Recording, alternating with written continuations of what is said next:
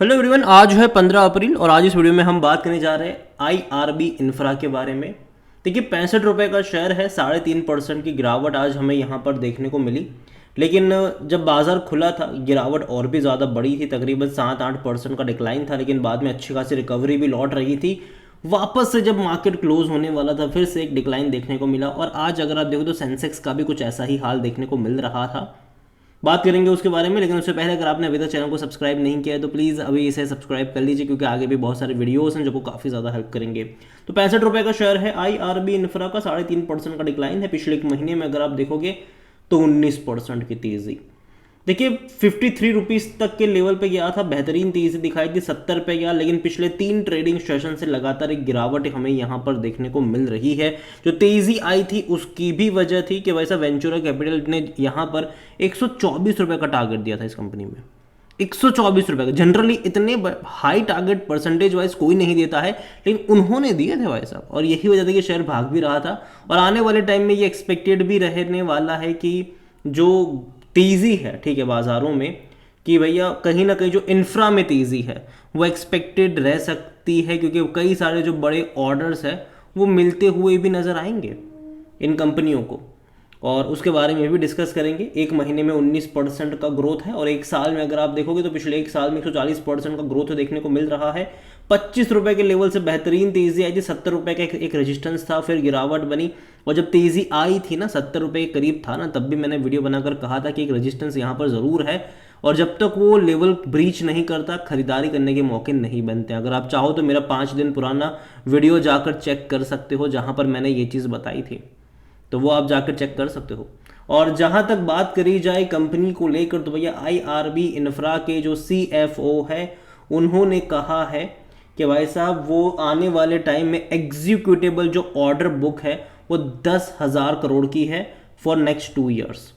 तो आने वाले 2 सालों में जो प्रोजेक्ट एग्जीक्यूट हो जाएंगे वो ऑर्डर बुक 10,000 करोड़ के आसपास की है, जो कि वाकई में काफ़ी बड़ी ऑर्डर बुक मैं कहूँगा। इसके अलावा टोल वगैरह से भी अच्छा खासा पैसा आता है इनके। with the incorporation of 2 new toll operation transfer TOT assets in their portfolio, IRB Infra Developers now has an executable order book of around 10,000 crore for the next 2 years। और ये बड़ी ऑर्डर बुक मैं कहूँगा यहाँ पर। This include an engineering procurement and construction order book of ₹7,000 crore with the balance in operation and maintenance। ये company के CFO का कहना है। इतना ही नहीं, कंपनी की जो टोटल ऑर्डर बुक है वो तो तकरीबन 36,000 करोड़ से भी ज़्यादा की है, और ये डेटा है दिसंबर 2023 तक का। तो कहीं ना कहीं ऑर्डर बुक 36,000 करोड़ की है, लेकिन जो आने वाले 2 सालों में एग्जीक्यूट हो जाएगी वो ऑर्डर बुक 10,000 करोड़ के आसपास के देखने को मिल रही है। The new assets from the national highway authority of India NHAI side TOT12 and TOT13 which Cummins operation on 1 April which start contributing. तो देखो, जो टोल यहाँ पर एक और टोल है वो कंट्रीब्यूट करना स्टार्ट कर देगा 1 अप्रैल से, तो ये भी बड़ी बात है, ठीक है। तो कहीं ना कहीं रेवेन्यू ग्रोथ यहाँ पर कह सकते हो कि आपको फाइनेंशियल ईयर 2025 तक उनका ये कहना है कि तकरीबन 10 से 11% के आसपास का रह सकता है। अच्छी बात है, कोई बुरी चीज़ नहीं है। वॉल्यूम्स अगर आप देखोगे तो भाई साहब तकरीबन 3 करोड़ से भी ज़्यादा के आज शेयर यहाँ पर ट्रेड होते नजर आए, बड़ी क्वांटिटी में ट्रेडिंग यहाँ पर देखने को मिली।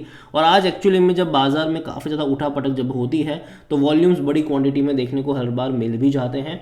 जो हाई यहाँ पर है वो 73 रुपीज़ तक का हाई यहाँ पर ऑल टाइम हाई इसने बनाया था, और लो यहाँ पर तकरीबन 4 रुपये के आसपास का। लेकिन अगेन मैं कहता हूँ 4 रुपये कभी गया नहीं है। एक्चुअली में जब इसने बीच में बोनस वगैरह दिया था, स्प्लिट हुआ था, उसके चलते ये एडजस्ट हुआ है। जो एक शेयर था उसके 10 शेयर बन गए थे, ठीक है। अगर वो नहीं हुआ होता तो आज ये 650 रुपये के आसपास ट्रेड कर रहा होता, ठीक है। तो वो चीज़ भी जानना ज़रूरी है, ऐसा नहीं कि भाई 65 रुपये बहुत सस्ता हो गया। ये जानना ज़रूरी है कि भाई साहब इन्होंने, भाई साहब जो ये एडजस्ट हुआ है प्राइस, उसके चलते ये 65 रुपये का है। अगर नहीं हुआ होता तो आज ये 650 रुपये का होता। और मार्केट कैप इसका तकरीबन 40,000 करोड़ के आसपास का देखने को मिल रहा है। और देखिए, इनकी ऑर्डर बुक 36,000 करोड़ की है, मार्केट कैप 40,000 करोड़ का है। तो अगर आने वाले टाइम में थोड़ा सा डिक्लाइन आता है इसका, तो मतलब ये है कि एटलीस्ट ऑर्डर बुक से कम मार्केट कैप मेरे हिसाब से होना चाहिए। क्योंकि अगर आप इसके कंपैरिजन अगर आप बाकी कंपनियों से करते हो तो वहाँ पर ऐसा देखने को मिलता है कि ऑर्डर बुक बड़ी होती है, मार्केट कैप उसका आधा होता है। अगर आप NBCC से कंपेयर करते हो, ठीक है, अगर वो चीज़ यहाँ पर अगर बात करी जाए इस कंपनी को लेकर, तो यहाँ पर अगर आप देखो, जो मैंने कहा था कि बहुत बड़ा बड़ा टारगेट दिया था इन्होंने, वेंचुरा सिक्योरिटीज़ ने 134 का टारगेट। भाई साहब इतने हाई टारगेट्स कोई नहीं देता है, ठीक है। जनरली लोग टारगेट देते हैं 30%, 40%, चलो मान लो 50% अप के टारगेट देते हैं, लेकिन एकदम डबल से भी ज़्यादा हो जाएगा ऐसे टारगेट्स कोई नहीं देता है। यहाँ पर अगर मोतीलाल ओसवाल की अगर हम बात करें तो उनकी न्यूट्रल रेटिंग है, 60 रुपये का टारगेट दिया है, जो मेरे हिसाब से चलो सही है, ठीक है। और शायद ये जाता नज़र भी आएगा आपको, 60 रुपये के करीब आपको नज़र भी आएगा ये। और जहाँ तक देखें Ajay, according to Moneycontrol user, तो 67% लोग कह रहे खरीदारी करो, बेचने की बात कोई भी नहीं कर रहा है। 33% लोग कह रहे होल्ड करो, यहाँ पर 33% लोग होल्ड करने की बात कर रहे हैं। अगर नतीजे के बारे में देखें, कि देखो इंपॉर्टेंट तो वो भी है। अगर रिजल्ट्स के बारे में देखा जाए तो अभी तक कोई डेट सामने नहीं आई है कि नंबर्स कब आएंगे। देखो मैं उम्मीद करता हूँ कि जल्द से जल्द कोई डेट सामने आ जाए, ताकि नतीजे पता चल पाए हमें यहाँ पर। और जहाँ तक मैंने कहा कि ये स्प्लिट हुआ था, उसके चलते आपको ये इतना सस्ता देखने को मिल रहा है। 2023 में, पिछले साल फरवरी में ये स्प्लिट हुआ था, ठीक है। उसके चलते आपको ये देखने को मिल रहा है कि भाई इतना है, क्योंकि एक शेयर का 10 शेयर बन गया था यहाँ पर। अगर आप वैल्यूएशन के बारे में देखोगे तो ये 75 है, सस्ता नहीं है ये। देखो प्राइस वाइज आपको सस्ता लग सकता है, ऑर्डर बुक देखकर आपको सस्ता लग सकता है, लेकिन हमें ये समझना होगा कि अगर आप इसको कंपेयर करते हो ना, अगर आप इसको कंपेयर करते हो, ठीक है, वैल्यूएशन के हिसाब से, तब ये सस्ता नहीं है। 62 का सेक्टर पी है, इसका 75 का है पी रेशियो। तो पहली चीज़ तो ये कि ये सस्ता तब होगा जब इसका पी रेशियो एटलीस्ट 50 से 60 के बीच में होगा, ठीक है। और जहाँ तक देखा जाए तो 67% एनालिस्ट कहते हैं खरीदारी करो। और फिनेंशियल्स अगर आप देखोगे इसके, तो फिनेंशियल्स में जो दिसंबर के लास्ट क्वार्टर में था, अच्छा था रेवेन्यू, 2000 करोड़ के आसपास का रेवेन्यू था, और इनकम इनकी 188 करोड़ के आसपास की देखने को मिली, जो कि अच्छी इनकम मेरे हिसाब से, बुरी इनकम नहीं है ये।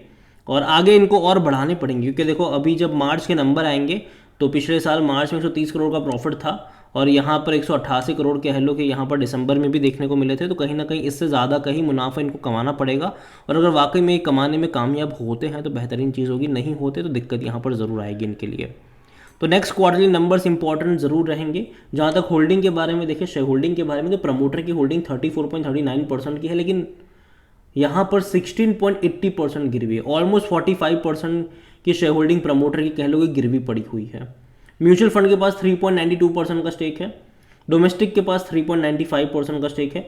एफआईएल सरप्राइजिंगली बहुत बड़ी क्वांटिटी में है, 47.16%। जनरली इतनी सारी क्वांटिटी एफआईएल के पास नहीं होती है जब म्यूचुअल फंड्स और डोमेस्टिक इतनी कम क्वांटिटी में। तो ये कहीं ना कहीं मेरे हिसाब से थोड़ा सा, मैं कहूँगा कि जिस दिन एफआईएल्स बेचने पर आ गए तब दिक्कत हो सकती है। रिटेल और अदर की मिलाकर 10.57% की होल्डिंग है, जिनमें से रिटेल इन्वेस्टर 6.59 पर है और अदर पार्टीज 3.99% का स्टेक लेकर यहाँ पर बैठे हुए हैं। देखिए ओवरऑल अगर मैं बात करूँ आईआरबी इंफ्रा को लेकर, तो कंपनी मेरे हिसाब से खराब नहीं है। वैल्यूएशन के हिसाब से थोड़ी सी ये महंगी है। और अगर आप देखोगे तो जब भी इससे पहले भी 70 रुपये का जब लेवल छुआ था, गिर कर ये आया था तकरीबन 50 रुपये के करीब। तो मैं ये नहीं कह रहा हूँ कि वापस 50 का मुंह देखेगा, लेकिन ज़रूर ये है कि इसका जो वैल्यूएशन है वो थोड़ा सा महंगा है। इसका पी रेशियो 50 से 60 के बीच में अगर जाता है तब ये सस्ता हो सकता है। और मुझे लगता है कि वो 55 रुपये के लेवल जो है वहाँ पर वो शायद ऐसा हो सकता है। तो वहाँ पर आपकी नज़र होनी चाहिए। अभी देखो है तो होल्ड करो, लॉन्ग टर्म में डेफिनेटली हाईवे के कई सारे प्रोजेक्ट फ्यूचर में और ज़्यादा बनने वाले हैं। जो कंस्ट्रक्शन वगैरह है वो और ज़्यादा होने ही वाला है, वो कभी कम नहीं होगा। और गवर्नमेंट और ज़्यादा जो पैसा है वो स्पेंड हमेशा करती नज़र आएगी आपको, हमेशा गवर्नमेंट और ज़्यादा पैसा स्पेंड करती नज़र आएगी। और अच्छी खासी ऑर्डर बुक इनकी ज़रूर है, लेकिन वैल्यूएशन के हिसाब से थोड़ा सा महंगा है।